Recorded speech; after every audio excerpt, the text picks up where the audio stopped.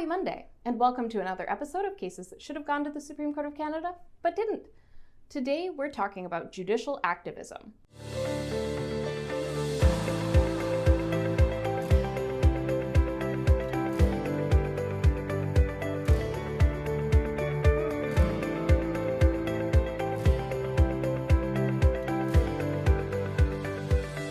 Cases that should have gone to the Supreme Court of Canada, but didn't. A Judicial Justice of the Peace in Ontario, Julie Lauzon, was concerned about the process of bail in the Ontario courts.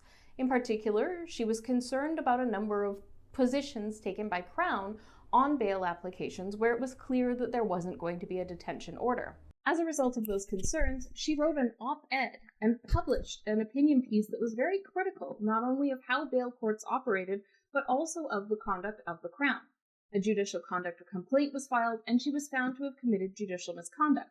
She appealed, arguing that she was essentially exercising her free expression rights, and that permitting her to write an op-ed was within the scope of free expression, even if she was critical of public positions taken in public hearings by public employees.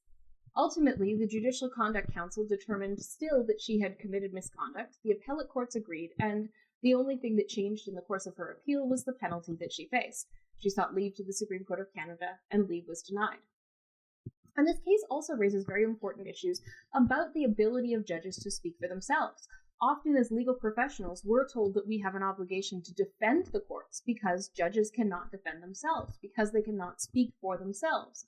But at the end of the day, aren't judges and judicial justices the one in the best position to inform the public about the state of affairs in our legal system?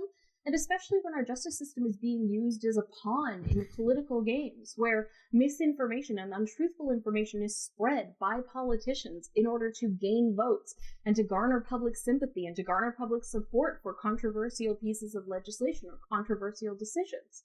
If the judiciary cannot speak out against what they perceive to be an injustice, does this not permit essentially injustice to go unchecked by public opinion? And shouldn't the public know what is happening in one of its public institutions, such as the courts? And while there are obviously good reasons to not permit a judicial justice or a judge to speak publicly about things that come before the courts in the vast circumstance of cases, not every case is a situation where they should be silenced. And where a judge or a judicial actor has very real concerns about processes that are being followed and their decision making isn't leading to change, shouldn't they be allowed to speak out in order to try and achieve the change that they believe will make the system function better, both fairly for accused persons, fairly for the Crown, and fairly for members of the public? This case raises important issues about free expression rights, but also about protection of the justice system as a whole, and all of the players in the justice system and the role that they play in protecting the integrity of the justice system.